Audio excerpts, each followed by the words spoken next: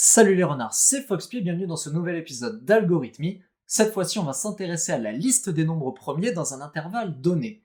Pour ça, on va réutiliser la méthode isPrime que l'on a définie à l'épisode 2 de cette playlist d'Algorithmie, et on va se lancer dès maintenant dans la définition de la méthode. Celle-ci va s'appeler getPrimesList. Je rappelle, primes veut dire nombre premier, et elle va avoir en paramètres inf et sup, inf étant la borne inférieure de notre intervalle, sup étant la borne supérieure de notre intervalle.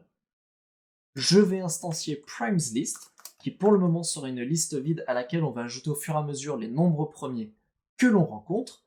Et donc là, on va devoir tester tous les nombres qui sont présents dans l'intervalle. Je préciserai même tous les nombres entiers. Pour ça, on va partir du nombre de la borne inférieure jusqu'au nombre à la borne supérieure. Alors, sup plus 1 étant exclu, ça va nous permettre d'aller jusqu'à sup inclus. Donc ce sont les bornes de notre intervalle inclus. Maintenant, on va se servir de la méthode que l'on avait codée à l'épisode 2 qui s'appelle isPrime, qui permet de tester si un nombre est un nombre premier ou non. On lui envoie nb. Cette structure conditionnelle veut dire si le nombre est premier, alors on l'ajoute à primesList. Pour cela, on fait appel à la méthode append des listes, primesList.append, et on ajoute nb.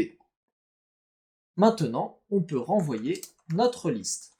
Alors, petit exemple, si nous voulions tous les nombres premiers compris entre 1 et 100, inf serait égal à 1, sup serait égal à 100. Ici, nb irait de 1 jusqu'à 101 exclu, donc de 1 jusqu'à 100.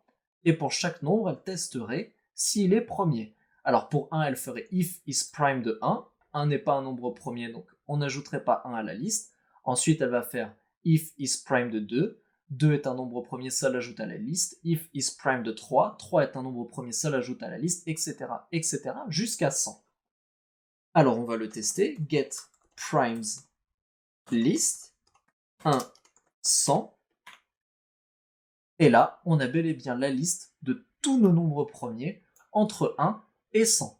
Pour rappel, si vous codez dans un autre éditeur ou que vous exécutez votre code dans un autre éditeur, pour afficher la liste, il vous faudra peut-être ajouter le print comme ceci. On n'en a pas besoin dans Jupyter Notebook. Alors, on peut tester sur un autre intervalle. On peut tester 200, 400. Donc là, on a la liste des nombres premiers compris entre 200 et 400 inclus. J'aimerais attirer votre attention, ici on ne teste pas si le inf qui est envoyé est bel et bien inférieur à la variable sup, on ne teste pas si les nombres envoyés sont des floats ou non. Là on a, comme à chaque fois, l'algorithme principal qui permet de trouver la liste des nombres premiers dans un intervalle et pas plus.